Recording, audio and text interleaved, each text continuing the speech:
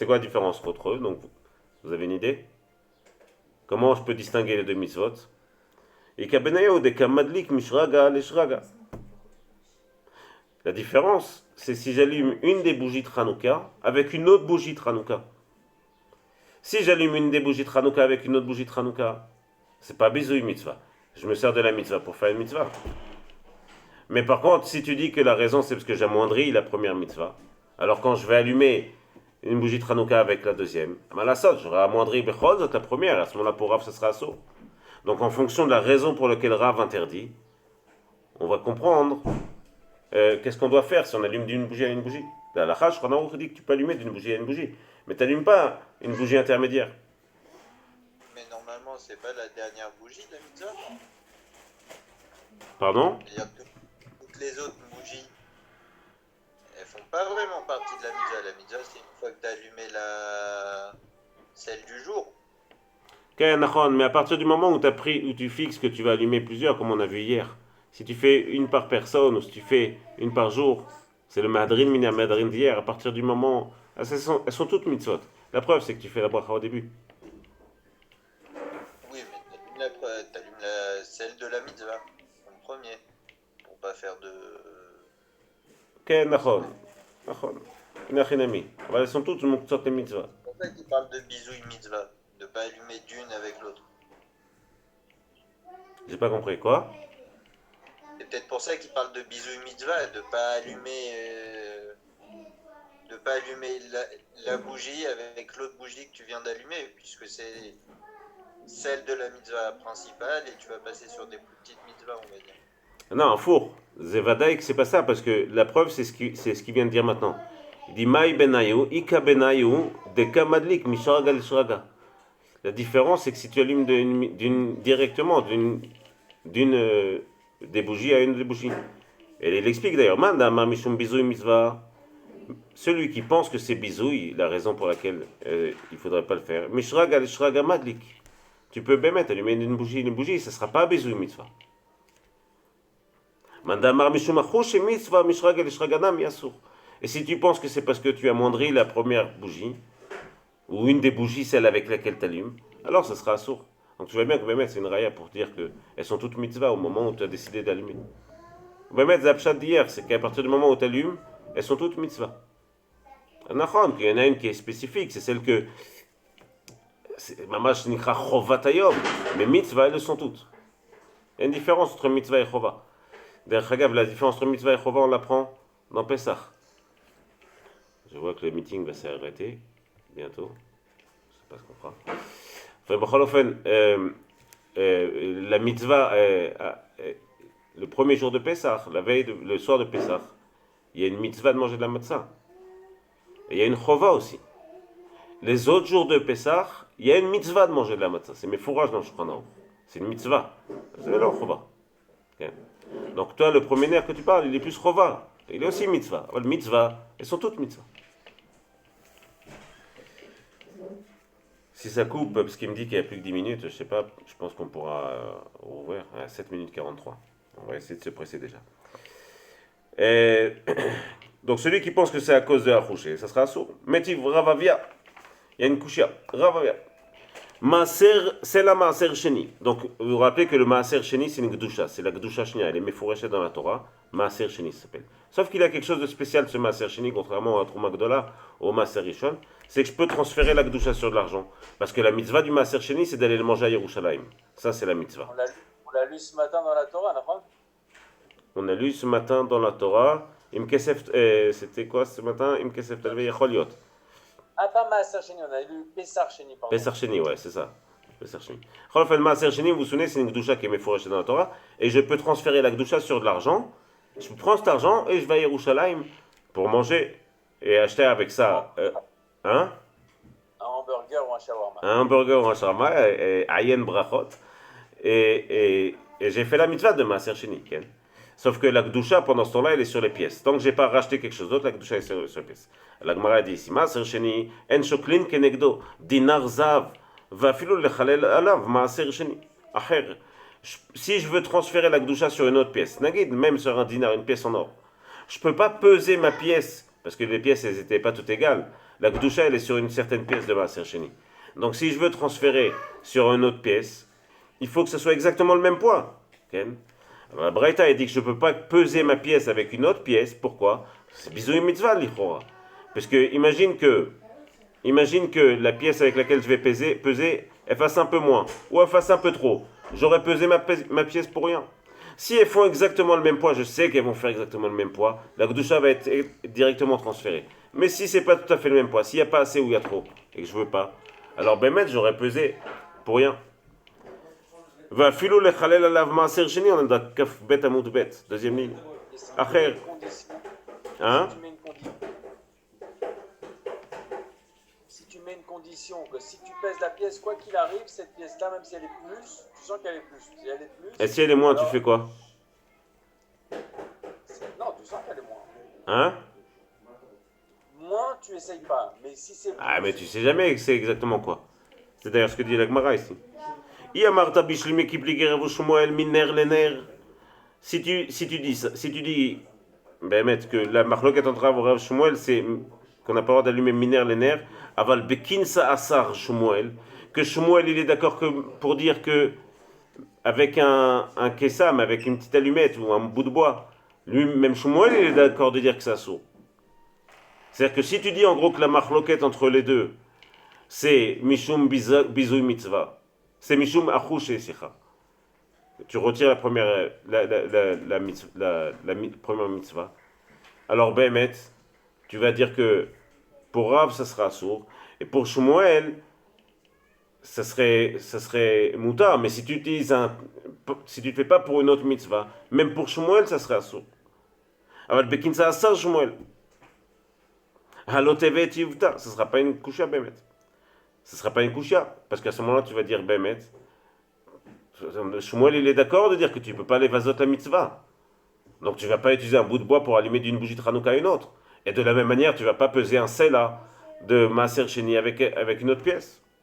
Et là, Yamarta Bekin Sanami Shari, mais si tu penses que Shmuel, il permet même d'allumer avec un autre bois, Ate Tioufta, ça sera une couche à Bémet. Rachid dit, Mamash velo bekesam, uvehaouch de Shari Shmuel, de lochaïch de achouche. Donc ça vient nous expliquer quelle est la marloquette entre Rav et Shmuel. Amar Rava, non, Rava dit non. Gzera shemalo ichaven mishkelotav. Bémet, c'est pas quelque chose. C'est juste une gzera de peur qu'il n'arrive pas à mettre une pièce qui est plus ou moins la bonne valeur, ou en tout cas au moins que ce soit sûr que ce soit plus. Et donc il se trouve qu'il n'aura pas fait la pesée comme il faut. Et quand il n'aura pas fait la pesée comme il faut, la Gdusha va être mechoulelet. C'est un bisayon pour la Gdusha. Et il fait sortir une partie en choulin. D'ailleurs, si elle ne fait pas exactement le même poids, ou même si Nagid que les poids ne sont pas bien réglés, il aura fait une partie de la Gdusha en choulin, puisqu'il va faire transférer la Gdusha sur quelque chose qui devrait recevoir plus. Et donc il va avoir sur sa première pièce une partie de Gdusha qui va devenir choulin, chas v'shalom. Metiv Rav Sheshet. Rav Sheshet, il va l'action là-dessus. Il dit Michutz parochet haedut yaroch Aaron, Michutz parochet haedut be'oel moed. On parle de quand les Kohanim faisaient hatavat nerot. Il y a marqué le pasuk qui dit Michutz parochet haedut be'oel moed yaroch oto Aaron me'arevat boker. Ken Aaron a Kohen il préparait les nerot. Me'arevat boker, c'est en dehors de parochet haedut. V'chi leorot sarich. Et là-bas il y avait, juste pour l'introduction, parce qu'on va en parler, il y a le Ner HaMa'aravi. Rashi explique qu'il y a deux chitotes pour expliquer c'est quoi le Ner HaMa'aravi. Donc le Ma'arav, c'est l'ouest, Ken. Et le Kodesh HaKodashim, il se trouve au Ma'arav. Il y a deux chitotes. Certains pensent que la Menorah, elle était placée Mitzafon et Darom. Donc en parallèle, si vous voulez, avec la parochette. Et donc si elle est en parallèle, le Ner HaMa'aravi, dans la Menorah, c'est la bougie du milieu. Et donc toutes les bougies, elles pointent vers là. Et lui, il pointe vers le Ma'arav. C'est la bougie du milieu. Pour ceux qui disent que non, la Menorah elle est placée Ben Mizrach le Ma'arav. D'ailleurs, la première c'est celle au Mizrach à l'est, et la deuxième, etc. Le Ner HaMa'aravi c'est la deuxième bougie. C'est la deuxième parce que c'est la première qui est Ma'arava, à l'ouest. Pourquoi pas la troisième, Bémet? Parce que tu ne peux pas l'avoir à la mitzvah. Et tu sais que la Nerma Ravi, c'est soit la deuxième bougie, c'est pour ça qu'on voit, quand on fait le matin, Atavat Chamesh Nerot, la préparation des Chamesh Nerot et des Shténerot. Parce que comment il fait le coin, il rentre, il rentre, il commence par la deuxième, enfin, il regarde le matzah de la deuxième, elle est tout le temps allumée, et il prépare 3, 4, 5, 6, 7, donc les 5 dernières, et après il revient sur la première et la prépare, et la deuxième il ne la prépare pas parce qu'elle est tout le temps allumée, elle, c'est le Nes. Et pareil, si c'est au milieu, c'est notre Shita, donc ce qu'on fait le matin, c'est les filles Shita Mizrach le Marav. Ça va couper. Ouais, ça va couper, dans moins d'une minute. Remarque, je peux couper moi directement et on rouvre, non? On a bientôt fini à mettre. Tac, je vais le couper. Tu le... Oui, papa. Soubim. Attends, descends, cher. Descends, cher.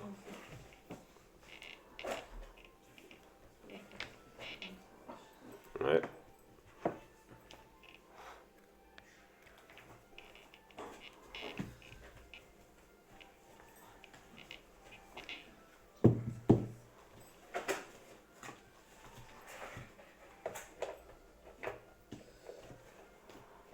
טוב. סליחה, שנייה אחת.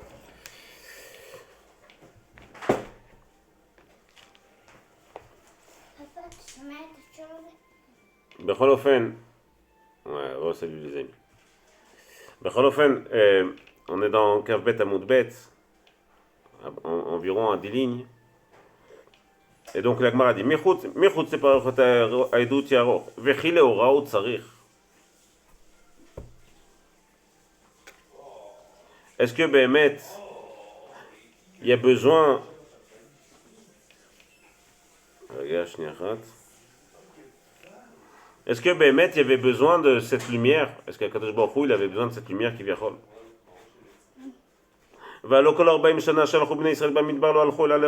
Pendant 40 ans où ils étaient dans le désert, ils ont suivi la lumière qu'Hachem faisait. Et la Edout, c'est quoi? Il explique c'est quoi le mot? Parochet Edout. Et la Edout, c'était la lumière du Beth Amikdash, de la Menorah. C'était un témoignage. Edout, il est Bayaolam. Pour tous les peuples du monde. Shashrina Shora Israël. Que la Shrina se trouve en Israël. Ma Edout, la Gemara dit, c'est quoi cette Edout? Amar Rav, Zoner Ma'aravi. C'était le Ner Ma'aravi. Donc celui du milieu, ou le deuxième, selon les Shittot. Shenoten Bashemen Kemidat Havrotea. Qui donne de l'huile dedans, comme pour toutes les autres. Et il allumait de toutes les autres Nerot, il allumait du Ner Ma'aravi. Donc l'allumage de toutes les autres Nerot, elle se faisait par le feu du Ner Ma'aravi. Uba Hayam Esayem. Et il terminait avec elle, d'ailleurs quand il préparait, il terminait par celle-là. Pareil, Rachid rapporte de Shitot. Soit il ne la faisait pas vraiment parce qu'elle était tout le temps prête, soit juste il levait la petite là et il nettoyait ce qu'il y avait à nettoyer.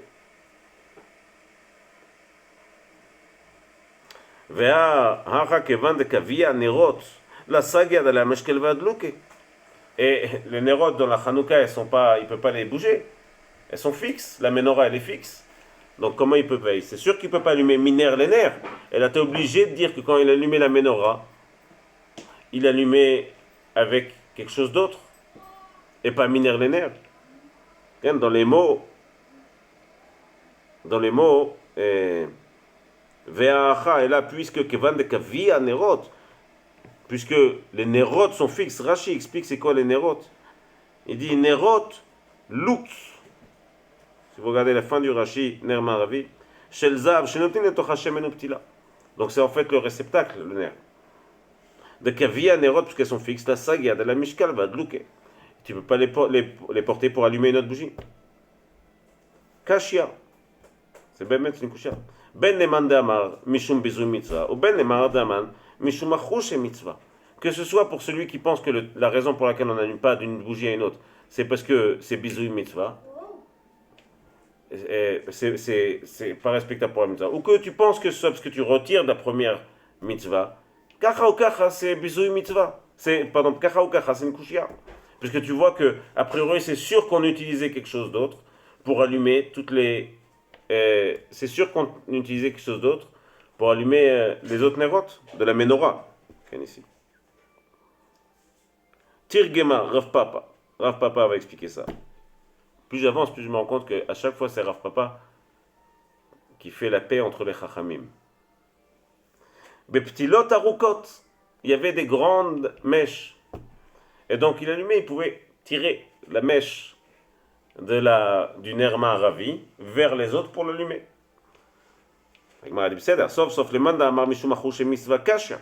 D'accord, alors c'est plus caché pour celui qui pense que c'est plus caché pour celui qui pense que c'est bisouille mitzvah, parce que c'est pas bisouille mitzvah. Si je peux prendre la mèche directement et allumer toutes les autres nérotes de la menorah, si le Kohen peut faire ça le soir quand il allume, il peut faire ça. Alors, c'est pas bisouille mitzvah. Mais par contre, si tu dis que c'est mishum chez mitzvah, c'est toujours une kushia. Si tu dis que j'amoindris la mitzvah, c'est une kushia. Achouchem kashia. Kashia maya evela. Alors qu'est-ce qu'il faut faire, Bémet? On parle dans la Chanukah. Okay?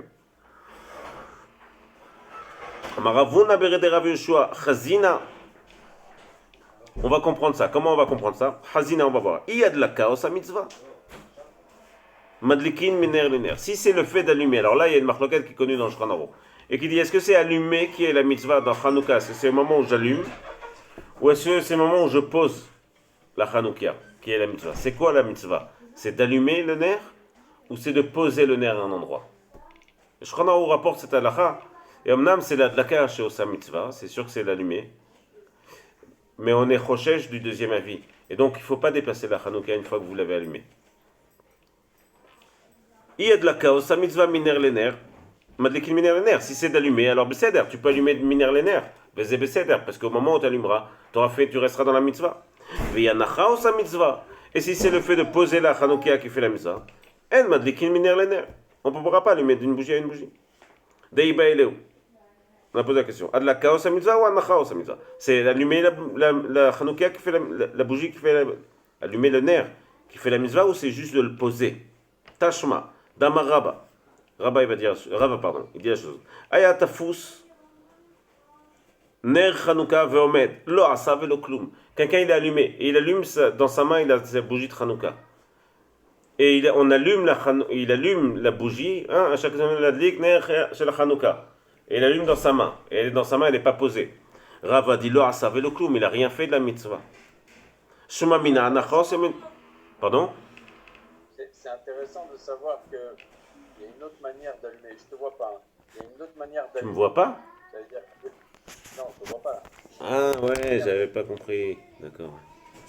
Je comprenais pas les signes que tu me faisais là. Je crois que c'était du Robert De Niro. Tu me fais comme ça. Il y a une autre manière d'allumer. Ça veut dire qu'en fait, imagine il y a une torche et toi tu as tes bougies de Hanouka. Tu prends chaque bougie et tu la poses, tu prends chaque bougie et tu la poses, tu prends chaque bougie et tu la poses. En fait, ça expliquerait le fait que tu aies posé la Hanouka. Parce que, comment nous on allume, on a la Hanouka posée, on a les mèches à l'intérieur, on prend une bougie ou une torche ou ce que tu veux, et là tu allumes. D'accord, on a la tête doeg, mais t'es doeg que ta Hanouka soit posée au bon endroit. C'est ça la anacha. Oui, mais ça n'a pas de sens de dire ce qu'ils disent. Si tu ne sais pas, en fait, tu peux à la base allumer la Hanoukia vers la flamme et pas la flamme vers la Hanoukia. Nahon, Emet. Parce que la question c'est le pire soumenissa, il se fait à quel moment? Sur la lumière que tu apportes ou à l'endroit où tu vas mettre la lumière? Grosso modo, c'est ça la marloquette. Enfin, ici Rava dit celui qui tient la bougie de Hanouka qui allume. Lo asavé le cloum, il n'a rien fait. Qu'est-ce que j'apprends de là? Shmamina, anacha ou sa mitzvah. J'apprends que c'est poser la Hanoukia, la nerf qui fait la mitzvah. Sinon, qu'il allume dans sa main ou sur une Hanoukia posée sur le meuble. Mazem Shane. La Gemara dit non. Atama roe omer lo tzorko ou denakit. Non, c'est pas pour ça qu'il a rien fait. C'est parce que celui qui va le voir allumer une nerf Hanouka quand elle est dans sa main, il va se dire bon, il fait ça pour lui. Il fait ça pour s'éclairer. C'est sûr qu'il n'y a pas pire soumenissa, parce qu'on va croire que c'est pour lui qu'il fait ça. Et c'est pas parce qu'il faut la poser, c'est juste qu'on pourrait penser qu'il fait ça pour lui. Tashma, on apporte une autre braïta. Damar Rava. Rava dit, Ilika bifnim veotsia, lo asakloum. Tu l'allumais à l'intérieur de chez toi et tu as sorti la Hanoukia dehors. Lo asakloum, t'as rien fait, toujours pour Rava.